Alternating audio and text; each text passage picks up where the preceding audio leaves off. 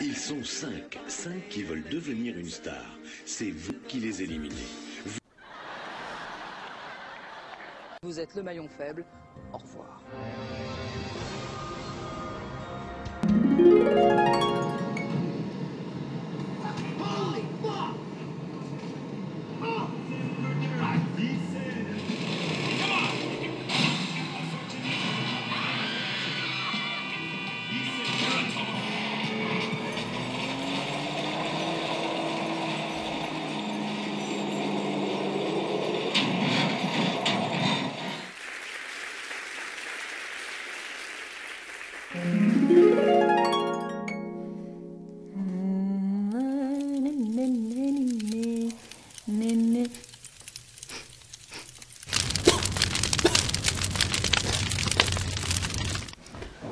Chou, on mettrait pas un détecteur de fumée?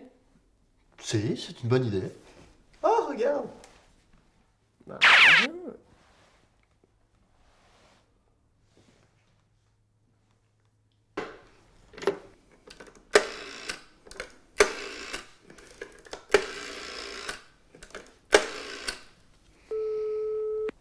Allô, pratico-pratique?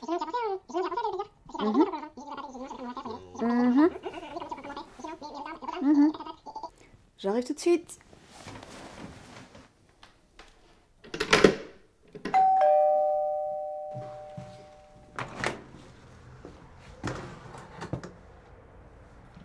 C'est parti.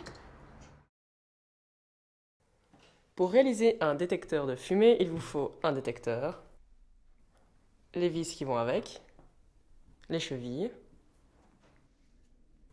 un marteau, un forêt de 6 mm, une perceuse visseuse. Ah oui, il vous faut aussi un aspirateur,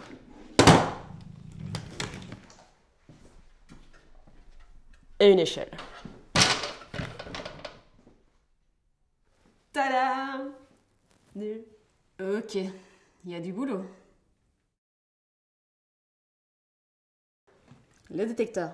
2 parties, une partie support, le boîtier en lui-même. Là-dedans, on met la pile alcaline.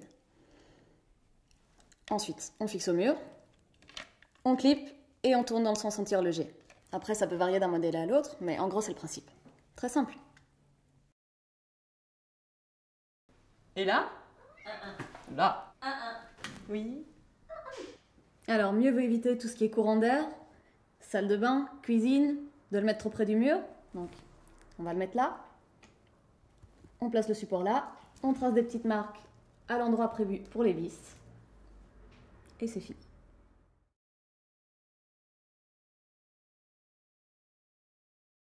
Votre visseuse perceuse est composée de 2 éléments, le manche et la batterie. La batterie ici, il y a un bouton qui permet de l'enlever pour la mettre en charge. Ensuite, vous avez la partie avec la gâchette. Donc vous appuierez dessus évidemment pour commencer à forer. Au-dessus, vous avez un sélecteur. C'est un petit élément en plastique qui permet de bloquer la gâchette pour éviter les accidents.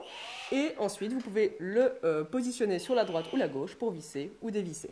Ensuite, il vous faut évidemment mettre un embout à votre visseuse perceuse. Ceci s'appelle un forêt. Ça vous permet de faire des trous dans vos murs. Il y a différents types. Il y a des forêts pour percer le bois, la brique, le béton, etc. Donc, faites bien attention de bien choisir votre forêt au moment de l'achat pour évidemment faire des trous adéquats. Donc, pour placer le forêt dans votre visseuse perceuse, vous allez d'abord le placer donc dans le trou évidemment prévu à cet effet. Vous allez ensuite attraper la bague, bien la tenir et mettre votre sélecteur sur la position de vissage. Vous avez tourné jusqu'à ce que le forêt soit bien accroché. Allô, ma chérie? Oui, désolé pour tantôt, fallait que je décomme super vite, j'avais une urgence incroyable. Enfin voilà, à tantôt. Sérieux? Et maintenant, on fait des trous dans vos murs. L'important est de se tenir bien droit et de ne pas hésiter à appliquer une pression soutenue sur la visseuse. Et n'hésitez pas à vous faire aider de quelqu'un pour tenir l'aspirateur. Nous allons maintenant placer les chevilles dans les trous. Et un petit coup de marteau pour que ça tienne bien.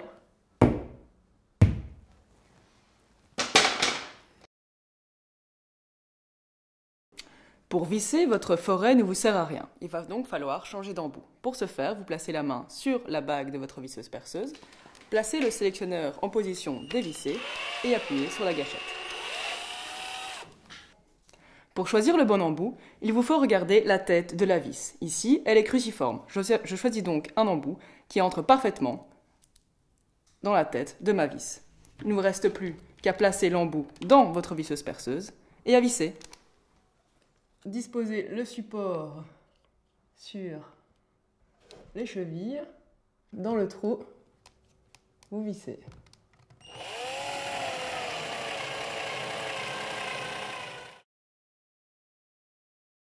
Dernière étape, on clipse.